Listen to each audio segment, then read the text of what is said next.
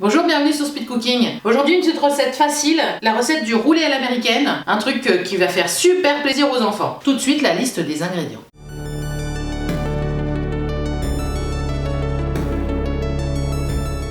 Pour notre petite spécialité américaine, il nous faudra 400 g de steak haché. Moi je prends du 5% de matière grasse, un oignon, des épices. Alors moi je prends mon mélange chili. Dedans on peut trouver du piment, du paprika, du cumin, de l'origan, de la girofle et de l'ail. Mais vous pouvez mettre les épices qui vous plaisent. Il nous faudra une cuillère à soupe d'huile d'olive, du cheddar et du bacon fumé.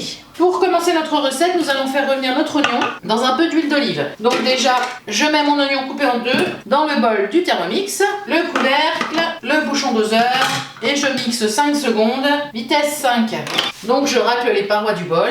Je vais ajouter une cuillère à soupe d'huile d'olive et on va faire suer nos oignons pendant 10 minutes. Donc on remet le couvercle sans le gobelet doseur et on va mettre 10 minutes à 100 degrés, vitesse 1. J'ai donc mis ma viande hachée dans un saladier. J'y ajoute mes épices. Donc là pour 4 steaks pour 400 g de viande, je vais mettre une demi-cuillère à café et les oignons.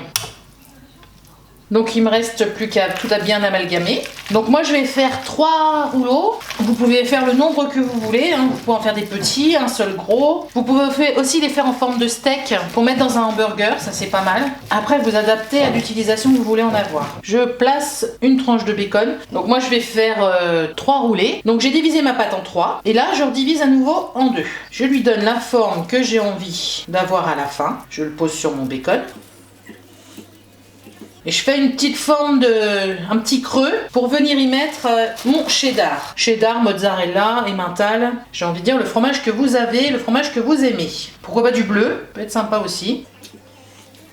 Et je viens faire un chapeau avec ma deuxième moitié de portion, j'ai envie de dire. Et on referme bien.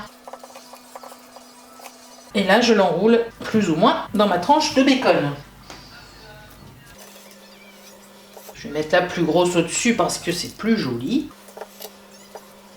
Et voilà, et je place mon roulé à l'américaine dans un plat qui va au four. Et voici mes petits roulés farcis au fromage prêts à passer au four. Voici donc mes roulés après 40 minutes de cuisson à 180 degrés. Bon, j'ai beaucoup de jus parce que c'était de la viande congelée, hein. Normalement, vous en aurez moins si vous utilisez de la viande fraîche. Voici mon petit roulé qui sort du four. Alors, voyons voir à l'intérieur. Le fromage est parti. Donc le fromage est quand même bien à l'intérieur, voilà. N'hésitez pas, partagez un maximum, abonnez-vous et à bientôt sur Speed Cooking.